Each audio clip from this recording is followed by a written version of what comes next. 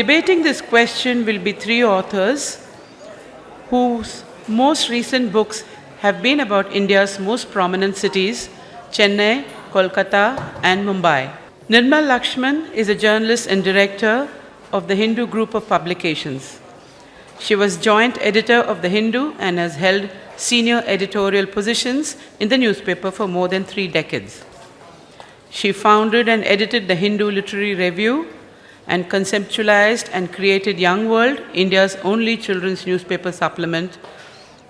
She launched and curated the Hindu's literary festival, Lit for Life, and initiated the Hindu Prize for Fiction. Nirmala has a PhD in postmodern fiction from Madras University and a master's degree in English from the United States. She is the author of Degree Coffee by the Yard and editor of an anthology of contemporary Indian journalism, Writing a Nation. Amit Chaudhuri is a writer and musician. His last novel, The Immortals, was a New Yorker, Boston Globe, and San Francisco Chronicle Book of the Year. He is the winner of several awards, including the Commonwealth Literature Prize, the Los Angeles Times Book Prize, and the Sahitya Academy Award. He was the first recipient of the Infosys Prize for Outstanding Contribution to the Humanities in Literary Studies. He is currently Professor of Contemporary Literature at the University of East Anglia and editor, Picador, Vintage Book of Modern Indian Literature. He is Fellow of the Royal Society of Literature. As a musician, he has performed on most flagship cultural programs on UK radio and television. His latest books include Calcutta, 2 Years in the City, nonfiction, and Telling Tales, a collection of essays. Naresh Fernandes lives in Bombay and works with Scroll.in, a digital publisher. City Adrift is his second book. He writes about urban policy, music, migration, and anything else that catches his fancy.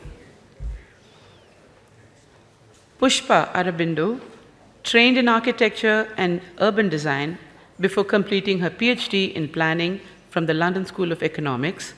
She is a lecturer in geography and urban design at the Department of Geography, University College London, and a co-director of the UCL Urban Laboratory, in addition to being one of the editors at the City Journal.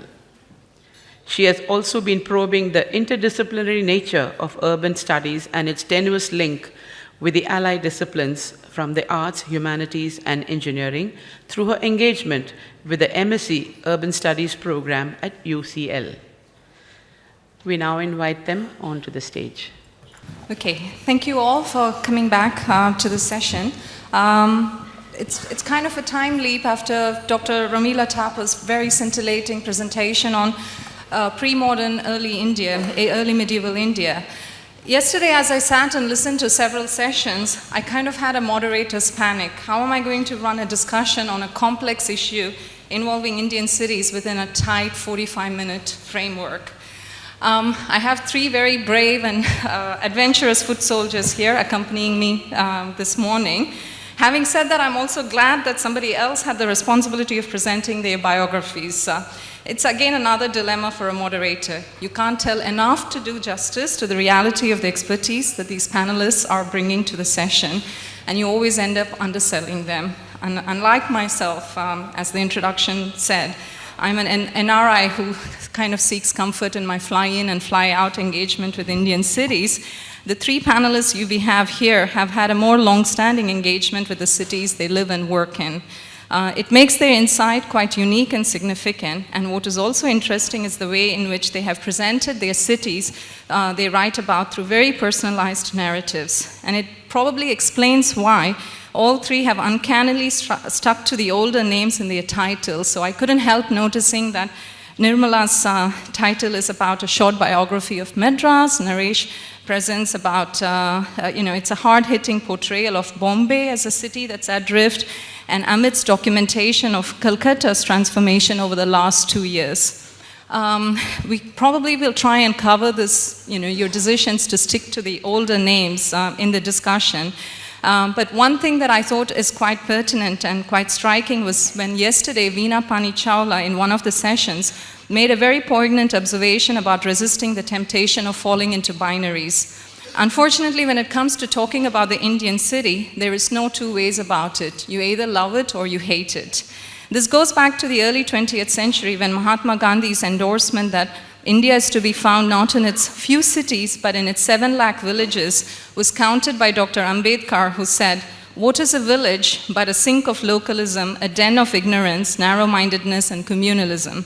Anyone who follows Dr. Ambedkar's line of argument cannot but come to the same conclusion as he did. The best way out for the rural poor in India is urbanization and consequent economic growth. So when it comes to addressing the 21st century Indian city, the question is, do we persist with this kind of polarization, or can we come to some kind of understanding about how we look at Indian cities? As a moderator, I don't seek to steal the panelists' limelight, so what I'm going to do is give a very brief introduction into some kind of boring facts about India's urbanization and megacities. So the 2011 census showed that despite India being urban, only 31% of India being urban, there is much buzz about its urbanization trajectory, arising not just from the natural increase in the urban population, but also from the rural-urban migration, reclassification of rural settlements into urban, and changes in the boundaries of existing urban settlements. All this has meant is that we are left with nearly 400 million people who are supposed to be living in cities, who are considered to be urban. 40% are living in 53 million plus cities. So the first question is, what is a mega city in India? Some say it's a 10 million plus city, which means that we have only 3 cities in India, Mumbai, Delhi, and Kolkata. Chennai has a population of 7 million plus and probably won't even qualify for a mega city definition. So for the purpose of this discussion, we would probably assume that anybody living in a million plus city is considered to be living in a mega city. The other thing that's spectacular about this millennial urban growth is that between 2001 and 2011, Indian cities registered nearly a 3% annual exponential growth rate against the declining trend of the previous 2 decades. So a lot of this has been located in the so-called census towns, which have no urban status, no governance, and no services. And many of them are located in the peripheries of these mega cities. So the first question that pops into our mind is there a good reason to be worried here? And so to kickstart the discussion here, I'd like to ask the panelists to reflect on whether cities like Delhi, Mumbai, Chennai, and Kolkata are becoming the exception rather than the rule. And do these cities still hold crucial lessons for a broader understanding of India's megacities? And are there any significant lessons or conclusions emerging from your city-centric monographs and the research that you conducted in preparing these narratives? So there's no running order. Anybody can feel free to take the mic. Naresh is very enthusiastic. So to you, Naresh. I nearly missed my flight to Chennai because Manmohan Singh was in town too. There were all these traffic jams everywhere. And he was there to inaugurate the new terminal of the Chhatrapati Shivaji airport, the T2. And for weeks I've sort of been following the press releases about the facilities that are going to be at this new airport. They tell us that it's going to have 5,000 square meters of landscape gardens, 21,000 square meters of retail space. And the press releases also say that it's going to be used by 40 million passengers every year, and that they have access to 101 toilet complexes. I couldn't help but thinking about, in Bombay we name everything after Shivaji. And I couldn't help but think about that other Chhatrapati Shivaji terminal in downtown Bombay. We used to call it VT. And that Chhatrapati Shivaji terminal is used by 3.75 million people every day. So that means that in 11 days, you see as many people go through it as go to the airport in a year.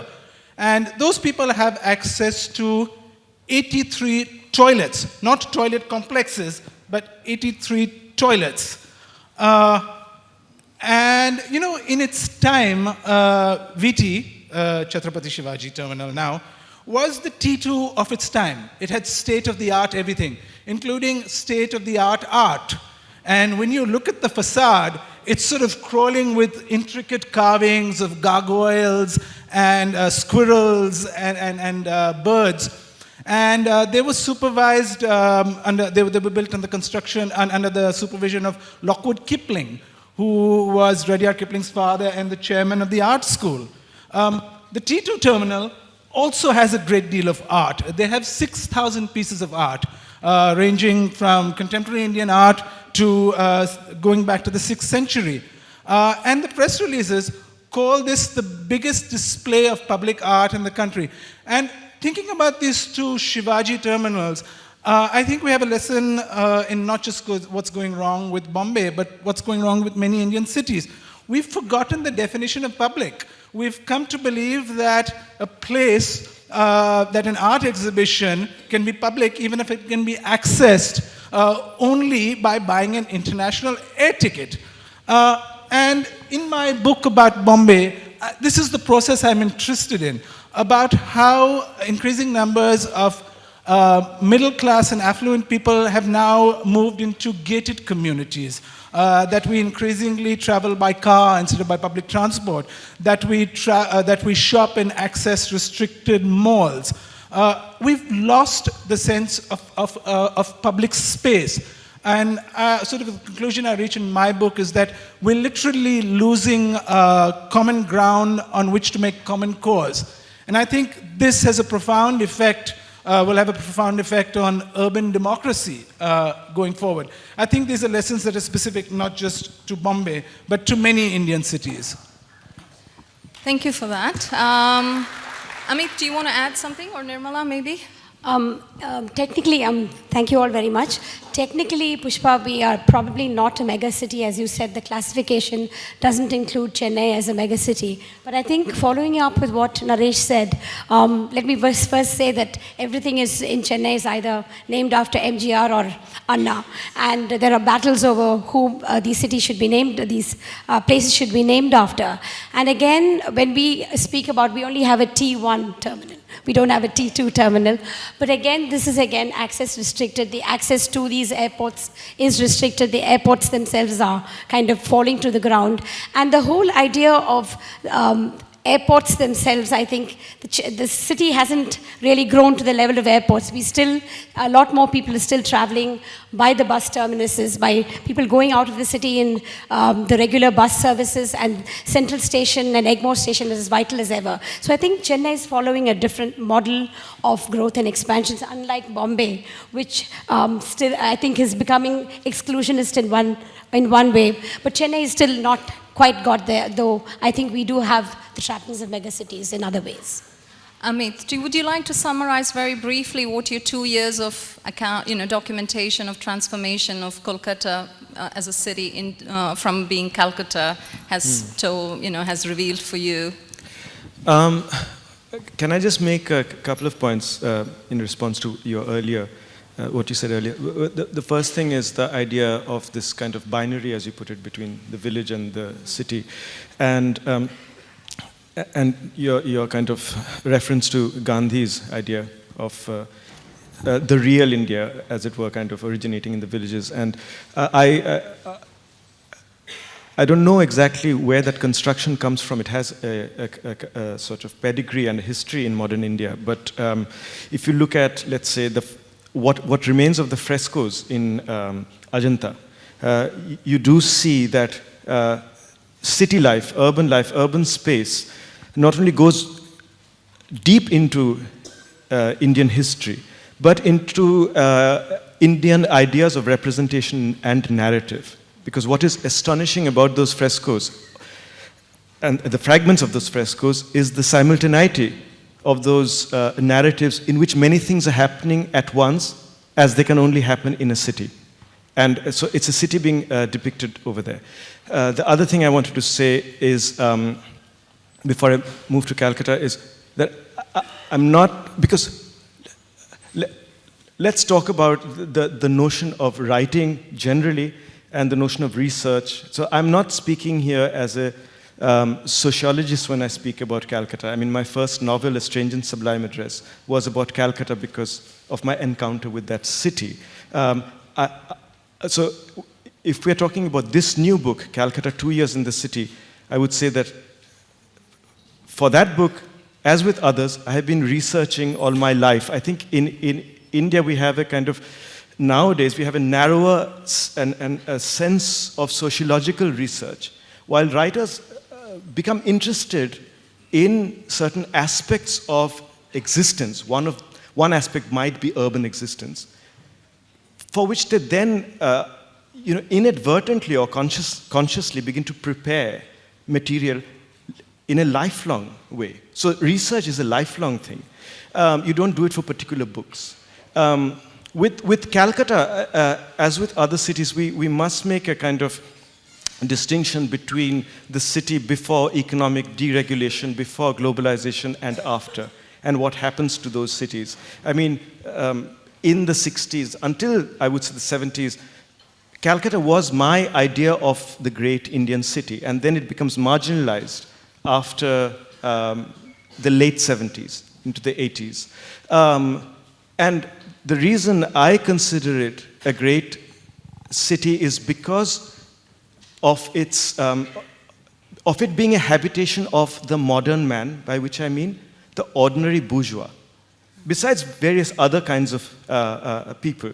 So talking about the gated community, let's also talk about ordinary houses in which people lived, which are now being demolished to create malls or gated communities. Now, for me, those ordinary houses in places like Bhawanipur, Padmapukur Road, etc., are, for me, the main landmarks of Calcutta. I don't go to Calcutta for historical landmarks. The historical landmarks are these ordinary houses in which people have lived. Those houses are now making way for new sorts of developments. Now, when I look at the vision of development in Asian cities, I see something very curious. I see the en masse destruction of those houses, leaving a few so-called heritage buildings, like I think Hong Kong now has about 16 heritage buildings left. I hope that doesn't happen to Calcutta, and I hope that we can come out of that notion of heritage. And you have, even here in Chennai, you have random, within quotes, development taking place, which is not even, interestingly, an ideological turn against the past, which is, let's say, a university architecture like the University of East Anglia, which came up in the 60s, represents brutalist architecture turning against the past. We will not make 4 Georgian houses, let us make something completely different. What you see over here is a disengagement, not even a turning against the past, a lack of awareness about the past.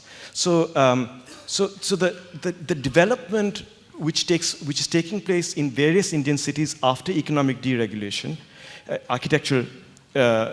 in architectural terms, including to a certain extent Calcutta, represents this kind of cheerful idea of development and a kind of disengagement of the past. Let's leave that behind, that is irrelevant, without actually any ideological turn against it, without having engaged with it and then rejected it. Great. If you're looking for common points between the 3 cities and your 3 own biographies of 3 very different cities, I'd like to pick up on Amit's observation of looking at pre-liberalization and post-liberalization India, and Naresh's comment that cities were meant to be crucibles of urban democracy, and there's a very old medieval saying that city air makes one free, but at the time, currently, what we are witnessing, because of all these compulsions of neoliberalization and economic growth, is that cities are also becoming, crucibles of xenophobic mistrust and violent confrontations. You find that in Chennai, where over the last few years, almost 50% of the slum dwellers have been evicted in very violent resettlement programs. The same thing is happening in Mumbai. Maybe a slightly different format is being adopted. In Kolkata, all the riots over the the Nandigram and the SEZs and, the Land Acquisition Acts, Kolkata was quite legendary in terms of showing how, the common man and the ordinary citizens can resist these kind of compulsory takeovers. So there are common narratives and threads to be learned from these three cities. And do you think that, to all three of you, my question is, there are lessons to be learned here, and what do these cities tell for the 7,000, the 2011 census says that 7,000 cities exist in India of different populations and different class categories. And for the other cities that are aspiring to be a Mumbai, Kolkata, or a Chennai, what lessons could you tell them? Are the violent confrontations that these cities are, encountering today, are there any lessons that we can take? Well, I from think them? In the case of Bombay, and I'm going to speak specifically about Bombay, I think the lesson is, this is how you don't do it. Bombay, I think Bombay is an interesting city because I've always thought that India's future is created in Bombay. Bombay is where the Indian freedom movement was born. The first session of the Indian National Congress was held there. Bombay was where the trade union movement was born. Bombay is where ideas of egalitarianism and meritocracy and romantic love have been pumped out through the rest of the country because of the Bollywood film. And Bombay is also because of the location of the financial institutions where the idea of neoliberalism sort of has really taken concrete shape. Bombay is now a city that is 50% slum. It wasn't so in 1991 when liberalization started. And Bombay is an embodiment in concrete and in blue tarpaulin of the inequalities that neoliberalism brings. And I think we need to look quite closely at the forces that have been unleashed there and make sure that they're not replicated in the rest of India.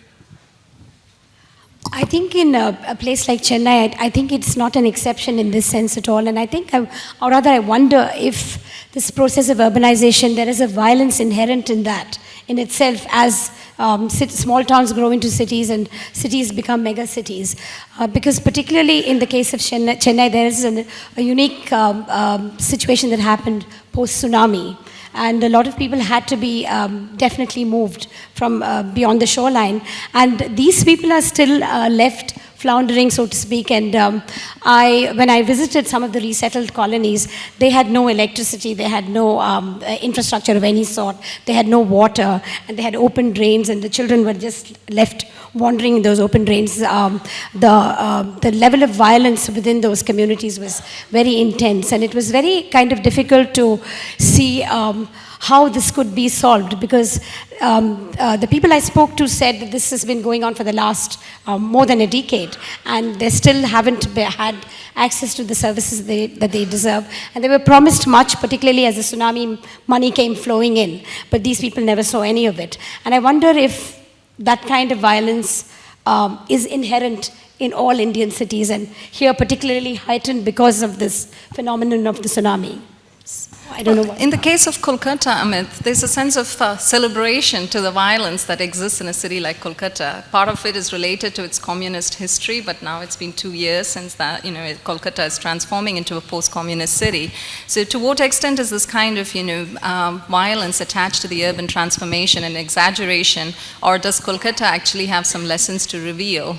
What do you mean by celebration of violence? Well, it became an example and a paradigm for rest of India when Nandigram riots became a center. It took the center stage, and that's what I meant. Celebratory appeal. So Nandigram and Singur are outside of Calcutta, and they sort of are, you could say, them as bastions of resistance to the whole notion of special economic zones, which is an all India problem.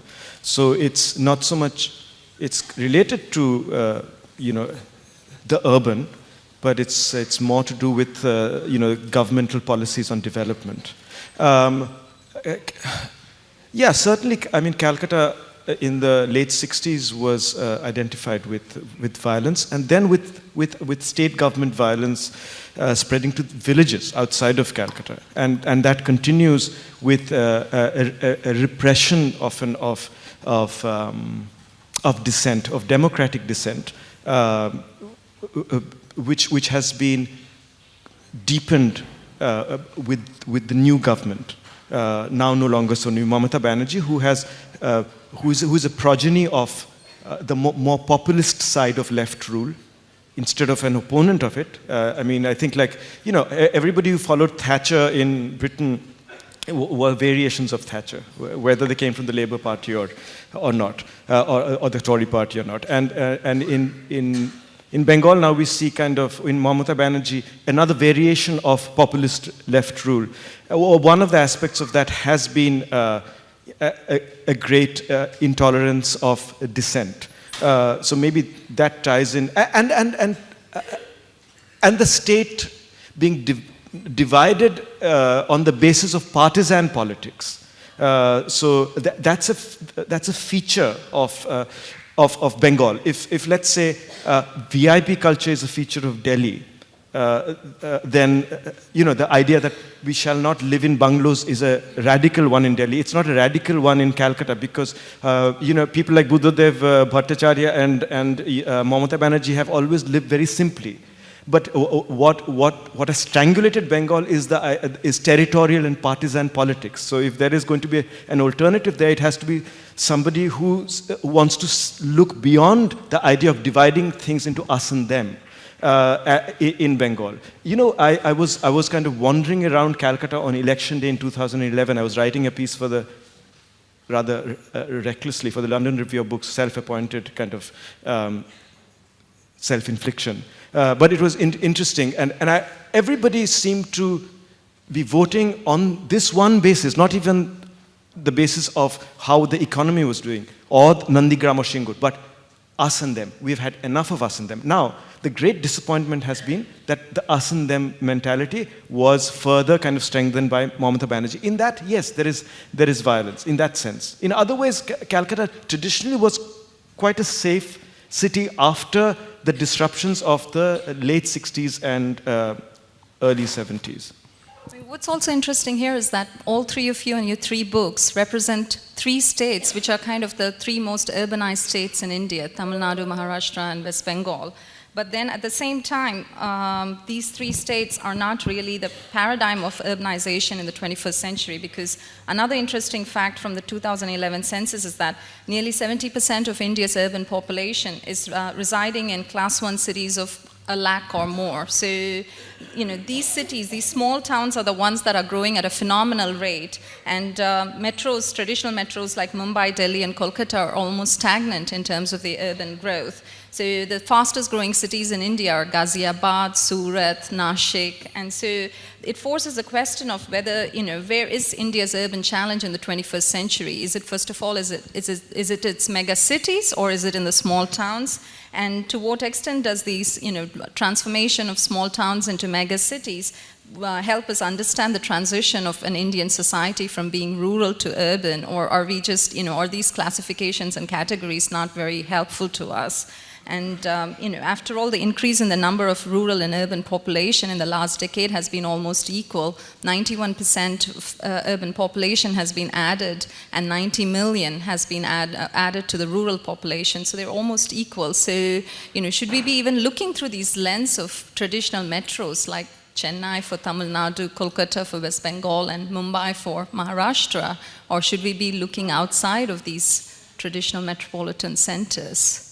Could I just say something very quickly before you answer that question? I just wanted to make a small interjection, maybe not directly related to your question, is that, I've written again and again about Calcutta, from my fiction to my last book of non-fiction, because I love the city.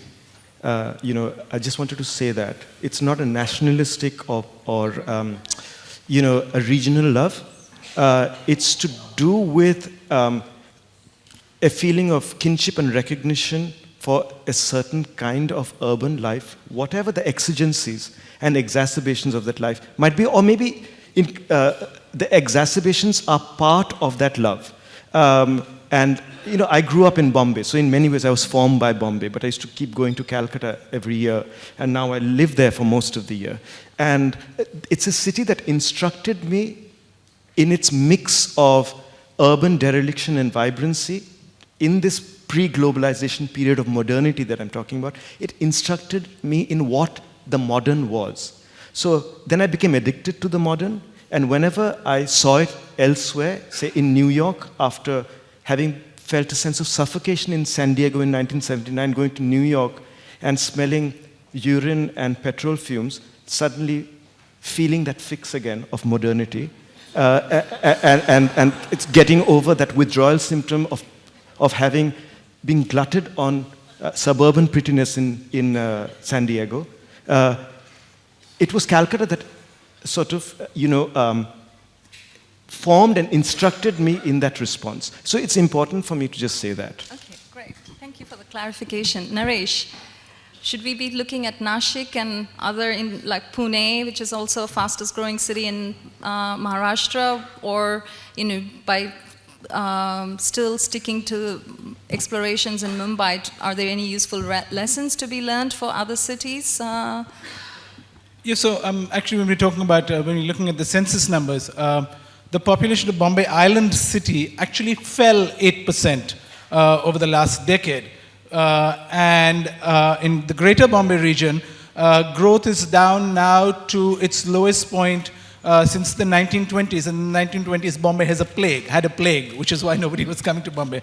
And I think this is really consequent upon the fact that people, even though the great mythology was that people came to Bombay to get rich, they actually came to Bombay to find steady work.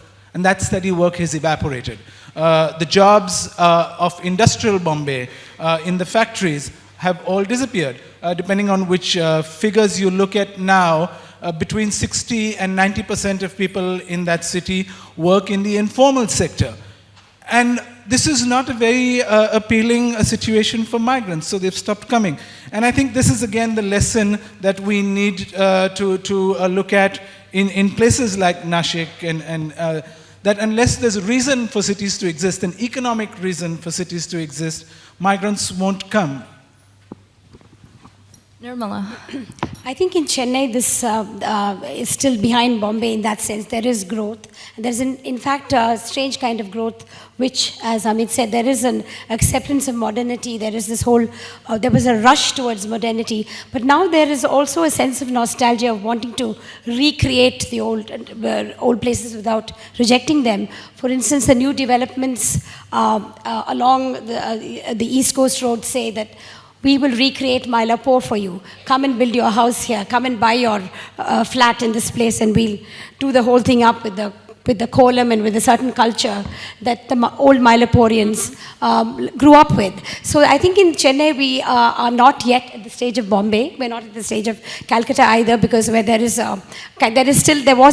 was a modernity, there was a rejection, so to speak, of modernity, and now I think there is a kind of a nostalgia to keep those old spaces, and heritage gets mixed up in all that. And there is, I think, a confusion because we're also largely influenced by government policy and what each ruling class has to say. For instance, there's that big building in opposite the Hindu office in Mount Road, built by a German architect, and it's still not sure whether it's going to become a children's hospital or what's going to happen to it. But this is just because the previous government built this, the current government doesn't want to go with it. So there's a confusion at the top, and I think the ordinary people are not affected by it, but at the same time it signals, I think, the kind of the schizophrenic kind of impact that planners as well as citizens seem to have when they get involved in the growth of a city. Well, there is no denying the fact that metropolitan cities are kind of a playground for the politicians in terms of image building exercises. And this is more of an appeal to the publishers who are present in this room that, while you encourage authors to write about large metropolitan cities, there is still a greater need to think in terms of what's happening outside of these cities. You have very few books like Pankaj Mishra's Butter Chicken in Ludhiana, which is a very interesting, quirky narrative narrative of small towns in India. And then I think recently Bishwanath Ghosh had a similar kind of dabbling with small towns in India. But it still remains that, to look at mega cities, you need to look at the other side of the coin, which is the small towns. A final point I'd like to probe you all on is this almost never-ceasing portrayal of mega cities around the world, and in India in particular, through the lens of crisis and failure. And I don't want to end on a depressing note, so what I wanted to ask you all is whether this trajectory of growth that people talk about when it comes to India's mega cities, is it really unsustainable? Is such a framing fair? And are they really crucibles for inequality? And from the material you've collected for your own books, did you come across any positive lessons that can be drawn for India's post-millennial urban experience? So, I'm looking at you, Naresh. I'm an old curmudgeon, and I sort of hate to be looking at this. I feel very pressured when we are expected to accentuate the positive all the time. Sort of, I think this is a symptom of the age where young people read books like "Who Moved My Cheese?" and they don't think to ask why the hell did he get his hands on my cheese in the first place. And in Bombay, I think this narrative really is embodied in a whole sub-genre now that focuses on a place that used to be called Asia's largest slum. And not a week seems to go by without a new publication, a new magazine article, or a new documentary about Dharavi. And we're always told that all of them mention the fact that the GDP of Dharavi is $500 million a year. I'm not sure how they got that figure. But they all emphasize the sort of productivity and the industry of Dharavi. And I think this is very dangerous because this allows us to believe that slums are actually a great oasis of productivity. And so it absolves us of the guilt of thinking of the terrible conditions in which our drivers and our maids and our cooks live. If they can be so happy and productive in Dharavi, we need to just let them be the way they are. So this is, I'm wary of the attempt to accentuate the positive, like I said, because I think it really represents an inexcusable compromise with existing structures of inequality. I absolutely agree with Naresh. I think the basic question of the violence of urban growth hasn't been addressed at all from any point of view. And I think it's important that, especially in a city like Chennai, where again there's been no real study of pockets of deprivation, what goes on, and we don't even have any like separate, like famous areas like Dharavi. The deprivation is spread across Chennai in different pockets, but across the city. There's no one strong area that's like that. And again, there's nobody who's extended that kind of involvement in looking at them. Similarly, as you said, to celebrate that, or in one way celebrate that, I think that's not the way forward at all. We have had very little very little documentation of what really goes on in the city. And I think that there are lessons to be drawn from Bombay and Calcutta to see the city in new and different ways. And always remember that it's a dynamic and an organic place where actually it's people who live, it's people who make the city, who live out their lives and who have their problems, and whose problems are really half the time not addressed at all. Amit, do you share their skepticism? No, I'm thinking of something else. 10 minutes to go, it says. What I'm thinking of is that, there's I'm thinking of two things. One is to do with the imagination that kind of deals with the urban, and the history of that imagination in modernity and modernism, whether we're looking at a film like Bicycle Thieves by Disika, or we are reading a poem about Brooklyn, or about New York, or Allen Ginsberg talking about, or Lou Reed, singing about the streets of New York. So we are looking at a particular romantic aestheticization of what you call crisis and failure and vibrancy. So nobody writes odes to Dubai or Atlanta City. So you have that. But then when the gaze shifts to cities like, let's say, Calcutta, which actually also have a great history of such modern, imaginative production, then from the outside, we call it third world city. So if it's Calcutta, then it's third world disrepair. And then if it's Berlin, then it's romantic dereliction. So now we have to kind of understand these histories and why they are narrated differently. The other thing, having mentioned Berlin, so about Calcutta, you must remember that it's a bankrupt city, maybe unlike Bombay and Chennai.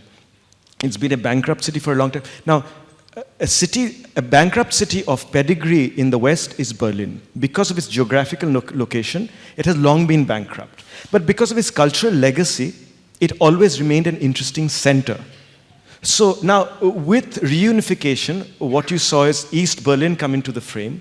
And then you saw people from other parts of Germany, interesting people, take advantage of the low property prices in East Berlin, move there, create a kind of bohemian fraternity which cannot totally be reduced to the idea of gentrification, whose impact on East Berlin or Prenzlauer Berg cannot be totally reduced to the idea of gentrification. In Calcutta, we have similarly North Calcutta, which used to be the old black town, where also the Bengal Renaissance, the so-called Bengal Renaissance, really happened. It's an amazing part of the city. But everybody tries to get away from North Calcutta to the south, where all the development is taking place. So again, it's to do with how we see these cities, how we see these properties, these houses and their legacies. There seems to be a disengagement with imagining and understanding the significance of these spaces and these properties. Otherwise, I think interesting people, not only from South Calcutta, would be moving north, but other parts of India would be moving to North Calcutta, taking advantage of very low property prices compared to other parts of urban India. So that is waiting to happen. We have prepared a middle class which is from childhood onwards prepared, if they are going to be successful, for departure to the West. So we do not think of, reassigning or giving new significances to different parts of our country or even different parts of our city, more importantly, by making these moves from one place to another. I think that has happened maybe in Bombay to a certain extent because of high property prices in the traditional office areas, people moved to places completely different. And I, who grew up in a complete cocoon in Bombay and never knew of Dadar. I mean, I knew of it. But, you found yourself on my suddenly street. yes, I found it. Well, I think, the three panelists seem to be suggesting that India's megacities tend to lean more towards being centers of despair rather than centers of hope. And I'm curious to know if the audience share the same opinion. So I'm going to open the floor for questions. Let's take 2 questions at the same time. I'm Ranveer, and my question is to all the 3 panelists and the whole panel. There seems to be this great sense of despair about the cities. I've lived in all these 3 cities as a child and a young adult, and now as an aging adult, and I only have happy memories despite the fact of the binaries, the adjacencies of violence, of growth, and all of that. So what I'm saying is this a bit like we deserve the government we choose? If the common public, the Aam Aadmi, is not engaged enough, does he not deserve the city he lives in? Because cities are the places where so much excitement happens. I mean, we wouldn't have this festival in Chengalpet. So what can we aspire? What can we hope for? Is it all despair, or is there, as you said, is there hope for us? And what will that hope be for all of the 3 cities? I'd like all the 3 panelists to share their point of view for their respective cities. It's going to be very difficult to answer that in 5 minutes. So let me take your question and your question, please. Hang on. In these cities, the government control of these airports, this bus terminal and railway stations, or the privatization is good for the people. All these things, there is so much confusion when the government. In Chennai city, I want to ask, this government runs the bus transport. It's so bad, the buses are so old, but they won't allow this privatization. Why will the government control of all these things will be good? All privatization will be good for the citizens of these three cities. Okay, would privatization make cities better centers of hope rather than despair? Do you want to answer very quickly to this I first two think questions? his question kind of ties in with what Ranveer said.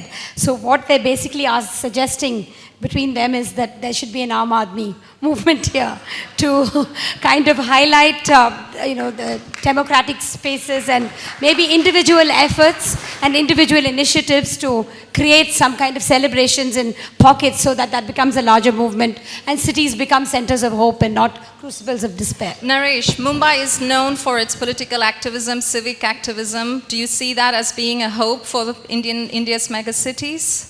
I think people of our class need to reach out across class lines to truly rediscover the potential of the public and re-enchant it with a sense of possibility.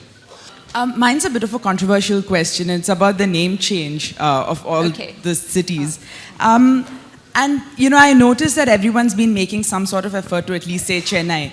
And I'm from Madras, and I still call it Madras. And I'm 29, so I'm not very old. But it breaks my heart when I speak to people who are in their late teens, and when I say things like Mount Road or Edward Elliot's Road or Mowbray's Road, they have no clue what I'm talking about. So I feel that this ties in with a sort of erasure of history. So I'd like the panelists to comment on the name change in that context with respect to erasure of history. Thank you. Politics of name change. Only one question, I'm sorry. No. It's the other context with respect to this that I'm talking about. Do you think the name change has made these places less cosmopolitan and more parochial?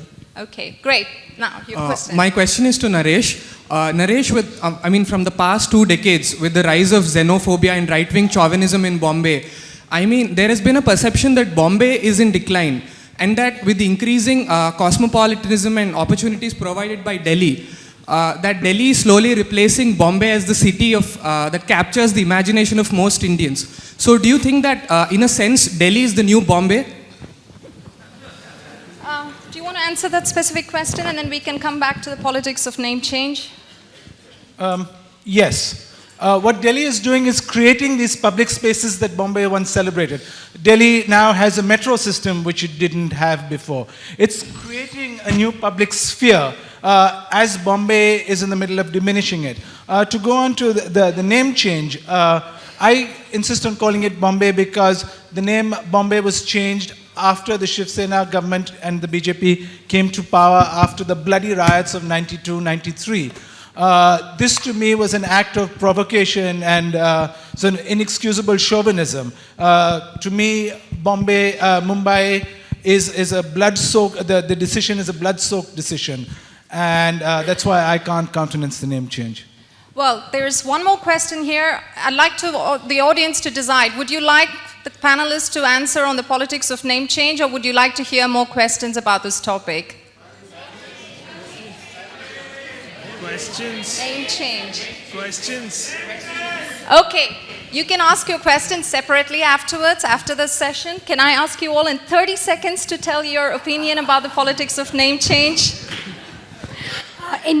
As we all know, in Chennai it's to do with the politics, only with the politics and not with the politics of name change. It was Madras, and again, nobody knew the origin of Madras. There are different stories about whether it was to do with a fisherman called Madras Sen, or whether there was a Madrasa there, or whether there was a Portuguese family called Madra, whatever. And then again, Chennai was the name of you know how the Madras presidency had Telugu-speaking people, Kannada-speaking people, and a whole lot of other linguistic groups living in this region. And Chennai was also considered the name of a person of Telugu origin. So we really don't know the rationale behind how Chennai was settled upon. But I think people still say Madras, people still say Chennai, and it all goes. And I don't think there's any big sort of a vested emotional emotion in it anymore, as there was when it initially happened. I think what was deliberate as a political decision has become much of a habitual choice. Amit, how is it in Kolkata? Are you timing me? I'm afraid I am. 30 seconds again. Okay, so Calcutta has many names. Calcutta in English, Kolkata and Kolikata, the older name in Bangla, and then Calcutta in Hindi. It might have other kind of expletives attached to it. But you know, I always say Calcutta when I speak the word in English and Kolkata in Bangla. The reason for sticking to Calcutta in English is because Kolkata does not have a spoken history in the English language. So it becomes, these name changes are acts of cultural nostalgia. So Kolkata in English is a name like Xanadu. It is a totally literary term. It's an imaginary place. We don't know what Kolkata, or as it's most usually called, Kolkata, is. So Kolkata is this is an imaginary construct, and I stick with the term which has a history in the spoken word, which is Calcutta. Great, thank you. Naresh, you get the last word. You get the last word on Mumbai versus Bombay, or you've just answered that. Okay, great. I'm afraid we have to draw the session to a close. Apologies for those of you who didn't have a chance to ask your questions, but the panelists will be just outside. Do feel free to come and ask them more questions or probe them for further discussion. As I said in the beginning, this is too much of a complex topic to do full justice within 45 minutes. What you see here is perhaps a starting point for a discussion in Chennai and perhaps in other cities in India, and I hope there will be a follow-up at different forums. Thank you all.